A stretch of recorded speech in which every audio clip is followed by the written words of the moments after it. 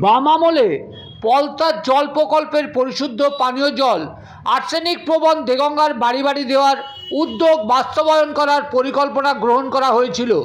দেগঙ্গা জুড়ে মাটি খুঁড়ে বসানো হয়েছিল পানীয় জল সরবরাহের পাইপ। আজ সেই পলতার জলই এখন দেগঙ্গাবাসীর মূল ভরসা।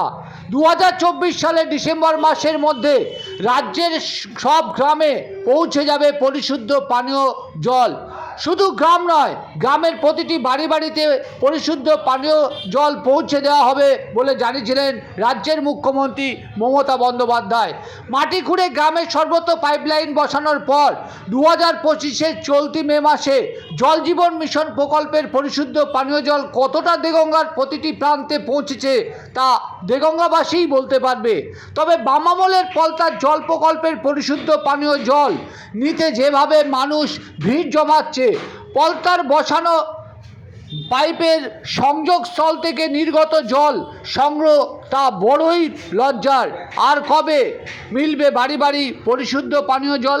নাকি 2026-এর ভোট পর্যন্ত নিয়ে যাওয়া হবে এই জল জীবন মিশন প্রকল্পের বাস্তবায়ন কর্মসূচি? তা জানা যাবে সময়, তাও জানা যাবে, বলবে তার সময়। শুনুন কি বলছে দেগঙ্গাবাসী, কতটা কষ্ট করে পরিশুদ্ধ পানীয় জল নিতে হচ্ছে দেগঙ্গাবাসীকে।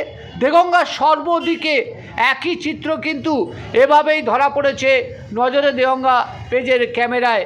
আসুন শুনে নিই। আমাদেরকে জল নিতে হচ্ছে কেন, কি বলবো বলুন? না না এদের কি বাড়ি বাড়ি হলে তো সমস্যা মিটতো। হ্যাঁ মিত্র, হ্যাঁ, কিন্তু কি সমস্যা হচ্ছে মানে আপনার কেন এই এত কষ্ট করে জল দিতে হচ্ছে? কতটা জীবনের ঝুঁকি নিয়ে দেখছি এটা যেতে হচ্ছে, তাই তো। কেন? আর কেন কি করে বলবো, যে জলটা ভালো আর এই জন্য এত দূর থেকে নিতে আসে। কেন বাড়ি বাড়ি বাড়ি বাড়ি এখন দিচ্ছে কোথায়, কলই পোতা রয়েছে, আর কোনো খবর নেই। কিন্তু দেওয়ার কথা ছিল তো 25-এর মধ্যে জল আসবে। কি বলি বলুন জানি, আপনারা কি চাইছেন? জল তো প্রত্যেক বাড়ি বাড়ি এলে তো খুবই ভালো হয়। নেই বলে মানুষের কষ্ট জলই তো জীবন, আর এছাড়া আর কোনো জীবন আছে? আর তার জন্যই এত কষ্ট। তার জন্য এত কষ্ট। আপনার নাম কি? আমার নাম মির্শিদুর রহমান।